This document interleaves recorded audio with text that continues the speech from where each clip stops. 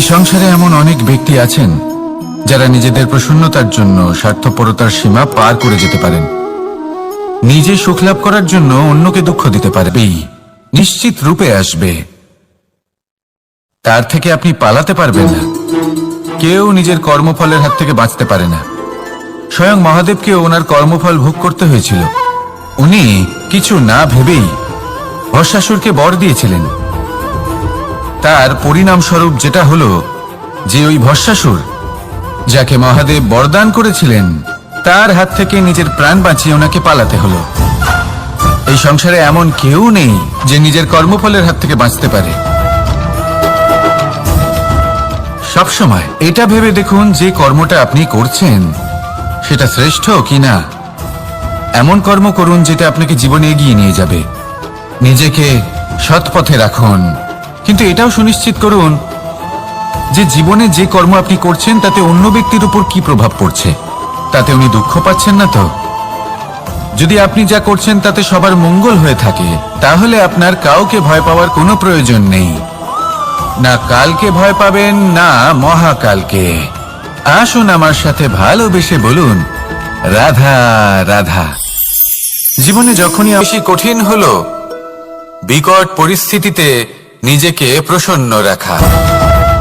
কিন্তু যদি আপনি এটা শিখে যান তাহলে এই নীরবতাই আপনাকে জীবনে অনেক বড় বড় সমস্যার হাত থেকে বাঁচাবে।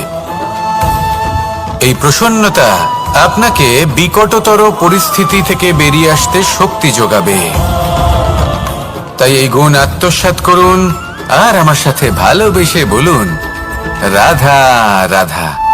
আমরা সবাই জীবনে কামনা করি। কেউ ধন সম্পত্তির কামনা করি, কেউ ভালোবাসার, কেউ বন্ধুদের, কেউ নাম খ্যাতি আদি ইত্যাদি। এগুলো লাভ করার জন্য আমরা চেষ্টা করতে থাকি, পরিশ্রম করতে থাকি। কিছু সময় পরে অর্জনও করে ফেলি, কিন্তু সবকিছু অর্জন করার কিছু সময় পরে এরা রুষ্ট হয়ে যান, আমাদের থেকে দূরে চলে যান বা আমাদের থেকে কেড়ে নেওয়া হয়। এমনটা কেন হয়? এমনটা এই কারণে হয় কারণ মানুষের একটা দুর্বলতা আছে। কোনো কিছুই অর্জন করার পরে আস্তে আস্তে সে তার মূল্য, তার গুরুত্ব ভুলে যায়, তার জন্য চেষ্টা করা ছেড়ে দেয়। আর এটাই হলো সব থেকে বড় সমস্যা।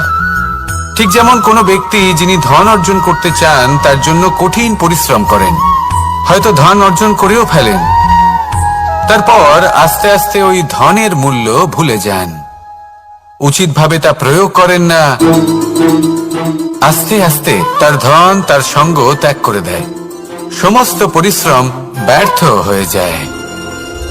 সেই জন্য মনে রাখবেন এই সংসারে কিছু অর্জন করা অত্যন্ত কঠিন ব্যাপার, কিন্তু তার থেকেও বেশি কঠিন হলো সেটা নিজের সাথে ধরে রাখা। তাই জীবনে যখনই আপনি কিছু অর্জন করবেন তার গুরুত্বটা বুঝুন, আর তারপরে সময় সময় তার মূল্য নিজেকে স্মরণ করাতে থাকুন। কৃতজ্ঞ থাকুন যে আপনার পরিশ্রম আপনাকে এই ফল দান করেছে, আর চিরকাল পরিশ্রম করুন, তবেই আপনি যেটা লাভ করেছেন সেটা আপনার কাছে থেকে যাবে।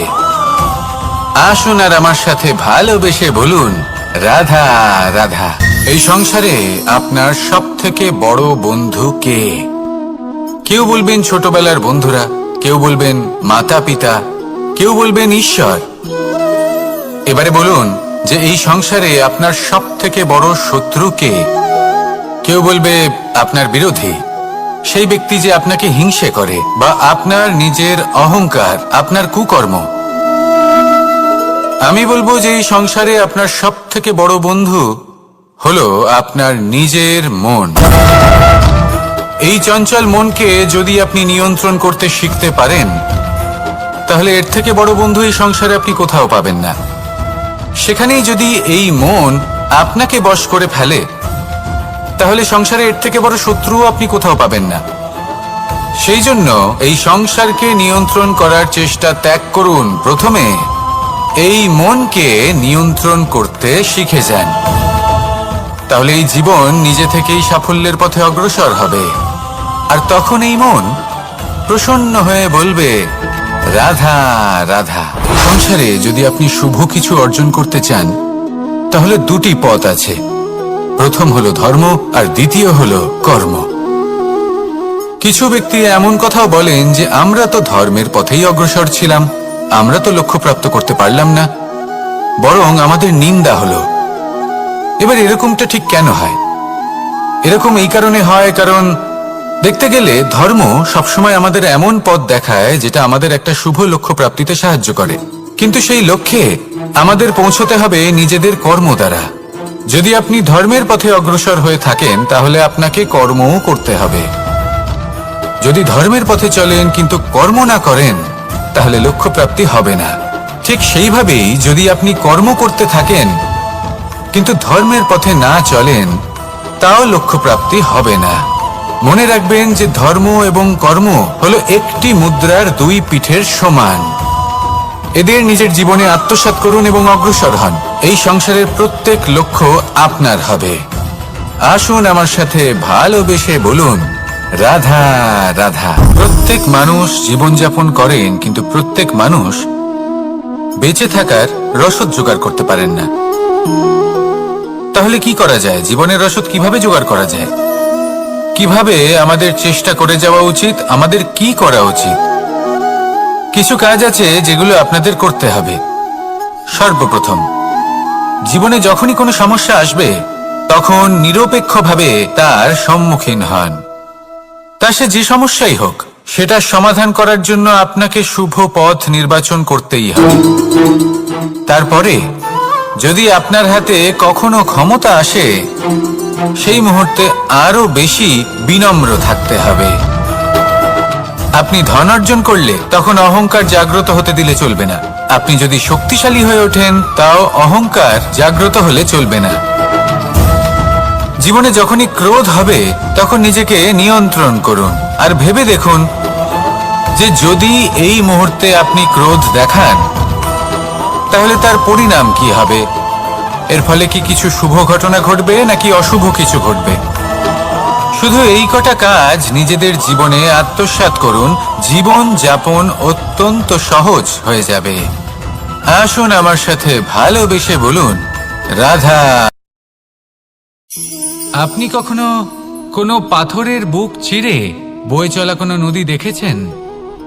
পাথর নদীর সামনে নত হয়ে যায়, তাকে বাধা দিতে চেষ্টা করে কিন্তু কখনো বাধা দিতে পারে না। এই নদী হলো ততটাই শক্তিশালী, কিন্তু এর আরম্ভ কোথা থেকে হয়? দূরে কোথাও কোনো পর্বতের চূড়াতে এক বিন্দু জল ঝরে পড়ে আর তার সাথে হিম গলিয়ে দেয়। তারপর জলের শক্তি বৃদ্ধি পায়। তারপর অনেক বিপদের সম্মুখীন হয় আর অনেক ধরনের বাধা সে অতিক্রম করে। তার শক্তির এতটাই বৃদ্ধি হয় যে তাকে বাধা দেওয়া একেবারেই অসম্ভব ব্যাপার হয়ে যায়। দেখুন, নদী তো মহান বটেই, কিন্তু তাকে মহান করে তুলেছে কে? সেই সকল বিপদ যার থেকে ও কখনো পালায়নি। সেইভাবেই আমাদেরও বিপদ থেকে পালিয়ে গেলে হবে না, তার সম্মুখীন হতে হবে সাহসের সাথে, পূর্ণ শক্তি প্রয়োগ করে। তবেই আমরা শিখতে পারবো, তবেই আমরা সামনে এগোতে পারবো।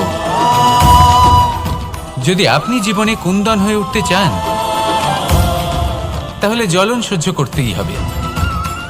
আসুন আমার সাথে ভালোবেসে বলুন, রাধা রাধা। এ হলো গোলাপ ফুল।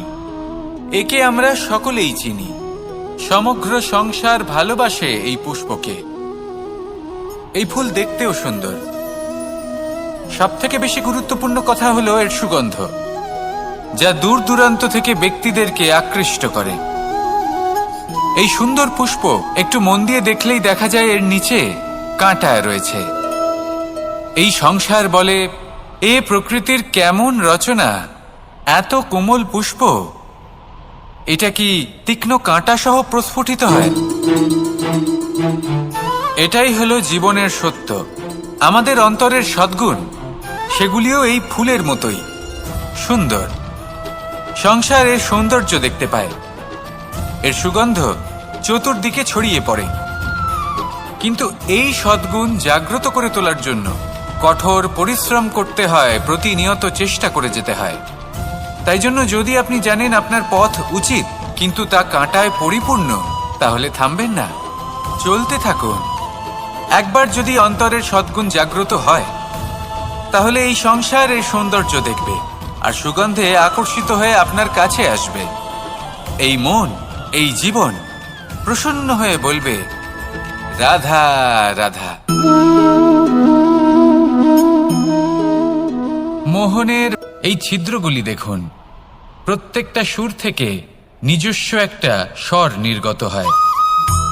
এবার যে ব্যক্তি এই সমস্ত সুর এবং স্বর বুঝতে পারেন, এতে নিপুণ, তিনি এই বাঁশির দ্বারা যে সুর নির্গত করবেন তা তো মধুর অবশ্যই হবে। এবার জীবনের সাথেও কিছুটা এরকমই ঘটে। জীবনের কিছু নীতি থাকে, অর্থ, কুটুম্ব এবং আধ্যাত্মিক। যদি জীবনের প্রত্যেকটা মুহূর্ত সুখময় হয় এরকম আপনি চান, তাহলে এই তিনটি নীতিতে আপনাকে নিপুণ হতে হবে।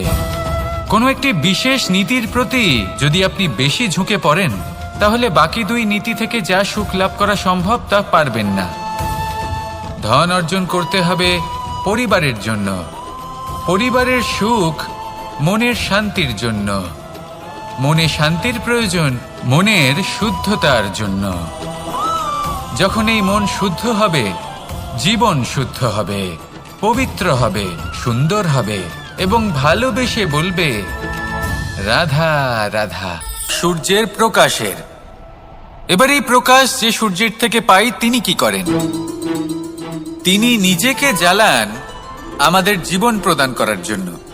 প্রত্যেকটা মুহূর্ত তিনি তাপ সহ্য করেন, আমরা যাতে সেই প্রকাশ লাভ করি।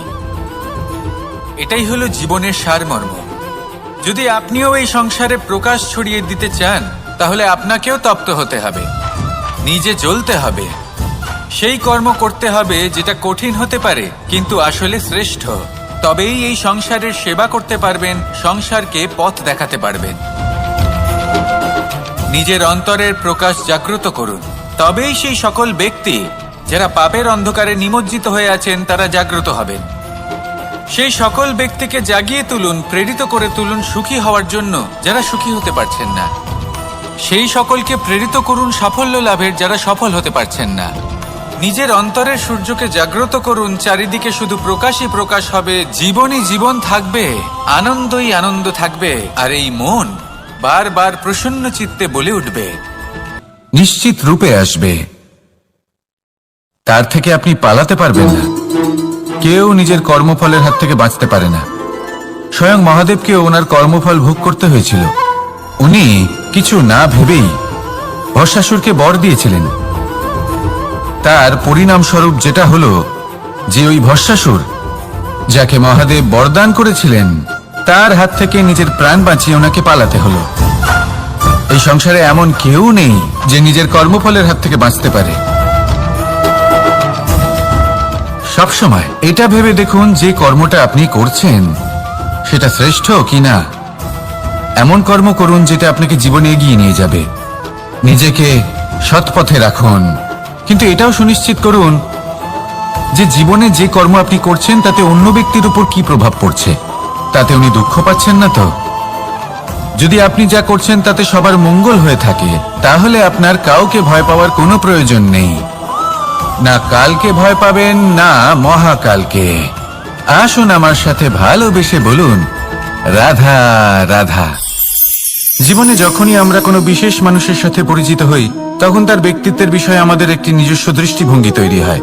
তা সে ভালো হোক বা মন্দ, আমরা নিজেদের দৃঢ়ে যায় তার জন্য চেষ্টা করা ছেড়ে দেয়। আর এটাই হলো সব থেকে বড় সমস্যা। ঠিক যেমন কোনো ব্যক্তি যিনি ধন অর্জন করতে চান তার জন্য কঠিন পরিশ্রম করেন, হয়তো ধন অর্জন করেও ফেলেন, তারপর আস্তে আস্তে ওই ধনের মূল্য ভুলে যান, উচিতভাবে তা প্রয়োগ করেন না, আস্তে আস্তে তার ধন তার সঙ্গ ত্যাগ করে দেয়, সমস্ত পরিশ্রম ব্যর্থ হয়ে যায়।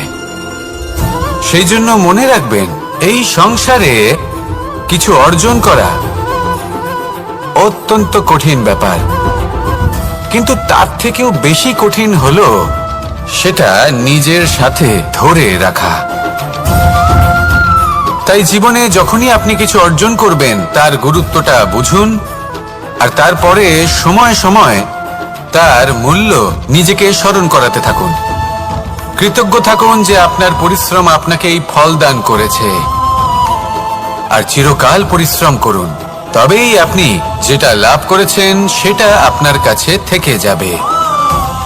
আসুন আর আমার সাথে ভালোবেসে বলুন, রাধা রাধা। এই সংসারে আপনার সব থেকে বড় বন্ধু কে? কেউ বলবেন ছোটবেলার বন্ধুরা, কেউ বলবেন মাতা পিতা, কেউ বলবেন ঈশ্বর।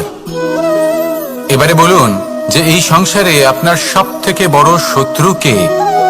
কেউ বলবে আপনার বিরোধী, সেই ব্যক্তি যে আপনাকে হিংসে করে, বা আপনার নিজের অহংকার, আপনার কুকর্ম। আমি বলবো যে এই সংসারে আপনার সব থেকে বড় বন্ধু হলো আপনার নিজের মন। এই চঞ্চল মনকে যদি আপনি নিয়ন্ত্রণ করতে শিখতে পারেন, তাহলে এর থেকে বড় বন্ধু এই সংসারে আপনি কোথাও পাবেন না। সেখানেই যদি এই মন আপনাকে বশ করে ফেলে, তাহলে সংসারে এর থেকে বড় শত্রুও আপনি কোথাও পাবেন না। সেই জন্য এই সংসারকে নিয়ন্ত্রণ করার চেষ্টা ত্যাগ করুন। প্রথমে এই মনকে নিয়ন্ত্রণ করতে শিখে যান, তাহলে এই জীবন নিজে থেকেই সাফল্যের পথে অগ্রসর হবে। আর তখন এই মন প্রসন্ন হয়ে বলবে, রাধা রাধা। সংসারে গেলে ধর্ম সবসময় আমাদের এমন পথ দেখায় যেটা আমাদের একটা শুভ লক্ষ্য প্রাপ্তিতে সাহায্য করে, কিন্তু সেই লক্ষ্যে আমাদের পৌঁছতে হবে নিজেদের কর্ম দ্বারা। যদি আপনি ধর্মের পথে অগ্রসর হয়ে থাকেন, তাহলে আপনাকে কর্মও করতে হবে। যদি ধর্মের পথে চলেন কিন্তু কর্ম না করেন, তাহলে লক্ষ্য প্রাপ্তি হবে না। ঠিক সেইভাবেই যদি আপনি কর্ম করতে থাকেন কিন্তু ধর্মের পথে না চলেন, তাও লক্ষ্য প্রাপ্তি হবে না। মনে রাখবেন যে ধর্ম এবং কর্ম হলো একটি মুদ্রার দুই পিঠের সমান। এদের নিজের জীবনে আত্মসাৎ করুন এবং অগ্রসর হন। এই সংসারের প্রত্যেক লক্ষ্য আপনার হবে। আসুন আমার সাথে ভালোবেসে বলুন, রাধা রাধা। প্রত্যেক মানুষ জীবনযাপন করেন, কিন্তু প্রত্যেক মানুষ বেঁচে থাকার রসদ জোগাড় করতে পারেন না। তাহলে কি করা যায়? জীবনের রসদ কিভাবে জোগাড় করা যায়? কিভাবে আমাদের চেষ্টা করে যাওয়া উচিত? আমাদের কি করা উচিত? কিছু কাজ আছে যেগুলো আপনাদের করতে হবে। সর্বপ্রথম, জীবনে যখনই কোনো সমস্যা আসবে, তখন নিরপেক্ষভাবে তার সম্মুখীন হন। তা সে যে সমস্যাই হোক, সেটা সমাধান করার জন্য আপনাকে শুভ পথ নির্বাচন করতেই হবে। তারপরে যদি আপনার হাতে কখনো ক্ষমতা আসে, সেই মুহূর্তে আরো বেশি বিনম্র থাকতে হবে। আপনি ধন অর্জন করলে তখন অহংকার জাগ্রত হতে দিলে চলবে না। আপনি যদি শক্তিশালী হয়ে ওঠেন, তাও অহংকার জাগ্রত হলে চলবে না। জীবনে যখনই ক্রোধ হবে, তখন নিজেকে নিয়ন্ত্রণ করুন আর ভেবে দেখুন যে যদি এই মুহূর্তে আপনি ক্রোধ দেখান, তাহলে তার পরিণাম কি হবে। এর ফলে কি কিছু শুভ ঘটনা ঘটবে নাকি অশুভ কিছু ঘটবে? শুধু এই কটা কাজ নিজেদের জীবনে আত্মসাৎ করুন, জীবন যাপন অত্যন্ত সহজ হয়ে যাবে। আসুন আমার সাথে ভালোবেসে বলুন, রাধা। আপনি কখনো কোনো পাথরের বুক চিরে বয়ে চলা কোনো নদী দেখেছেন? পাথর নদীর সামনে নত হয়ে যায়, তাকে বাধা দিতে চেষ্টা করে কিন্তু কখনো বাধা দিতে পারে না। জীবন অতিবাহিত করা নদীর মতো, প্রত্যেক মুহূর্ত নতুন। তাই সেইভাবেই জীবন যাপন করুন। পুরনো কিছুই একত্রিত করে রাখবেন না, বিগত স্মৃতির মাঝে নিজেকে হারিয়ে ফেলবেন না। এই যে বর্তমান, এই যে মুহূর্ত, সেটাই হলো সর্বশ্রেষ্ঠ। এর মাঝেই জীবন যাপন করুন। নদীর মতো প্রবাহমান হতে শিখুন। আপনি শিখে গেলে তাহলে মনে রাখবেন, আমার আপনার মাঝে বিচরণ করতে বড়ই ভালো লাগবে।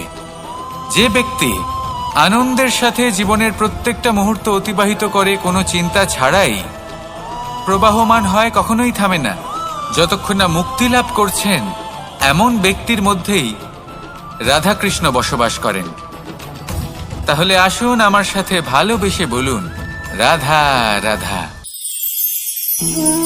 সূর্যের প্রকাশ, অন্ধকারকে দূর করে দেওয়া সেই মহানায়ক। এবার এই প্রকাশ যে সূর্যের থেকে পাই তিনি কি করেন? তিনি নিজেকে জ্বালান আমাদের জীবন প্রদান করার জন্য। প্রত্যেকটা মুহূর্ত তিনি তাপ সহ্য করেন আমরা যাতে সেই প্রকাশ লাভ করি। এটাই হলো জীবনের সারমর্ম। যদি আপনিও এই সংসারে প্রকাশ ছড়িয়ে দিতে চান তাহলে আপনাকেও তপ্ত হতে হবে, নিজে জ্বলতে হবে, সেই কর্ম করতে হবে যেটা কঠিন হতে পারে কিন্তু আসলে শ্রেষ্ঠ। তবেই এই সংসারের সেবা করতে পারবেন, সংসারকে পথ দেখাতে পারবেন। নিজের অন্তরের প্রকাশ জাগ্রত করুন, তবেই সেই সকল ব্যক্তি যারা পাপের অন্ধকারে নিমজ্জিত হয়ে আছেন তারা জাগ্রত হবেন। সেই সকল ব্যক্তিকে জাগিয়ে তুলুন, প্রেরিত করে তুলুন সুখী হওয়ার জন্য যারা সুখী হতে পারছেন না। সেই সকলকে প্রেরিত করুন সাফল্য লাভের যারা সফল হতে পারছেন না। নিজের অন্তরের সূর্যকে জাগ্রত করুন, চারিদিকে শুধু প্রকাশই প্রকাশ হবে, জীবনই জীবন থাকবে, আনন্দই আনন্দ থাকবে, আর এই মন বারবার প্রসন্ন চিত্তে বলে উঠবে রাধা রাধা। নিশ্চিত রূপে আসবে, তার থেকে আপনি পালাতে পারবেন না। কেউ নিজের কর্মফলের হাত থেকে বাঁচতে পারে না। স্বয়ং মহাদেবকে ওনার কর্মফল ভোগ করতে হয়েছিল। উনি কিছু না ভেবেই ভস্মাসুরকে বর দিয়েছিলেন। তার পরিণামস্বরূপ যেটা হলো যে ওই ভস্মাসুর যাকে মহাদেব বরদান করেছিলেন তার হাত থেকে নিজের প্রাণ বাঁচিয়ে ওনাকে পালাতে হলো। এই সংসারে এমন কেউ নেই যে নিজের কর্মফলের হাত থেকে বাঁচতে পারে। সবসময় এটা ভেবে দেখুন যে কর্মটা আপনি করছেন সেটা শ্রেষ্ঠ কিনা। এমন কর্ম করুন যেটা আপনাকে জীবনে এগিয়ে নিয়ে যাবে। নিজেকে সৎ পথে রাখুন, কিন্তু এটাও সুনিশ্চিত করুন যে জীবনে যে কর্ম আপনি করছেন তাতে অন্য ব্যক্তির উপর কি প্রভাব পড়ছে, তাতে উনি দুঃখ পাচ্ছেন না তো। যদি আপনি যা করছেন তাতে সবার মঙ্গল হয়ে থাকে তাহলে আপনার কাউকে ভয় পাওয়ার কোনো প্রয়োজন নেই। না কালকে ভয় পাবেন না মহাকালকে। আসুন আমার সাথে ভালোবেসে বলুন রাধা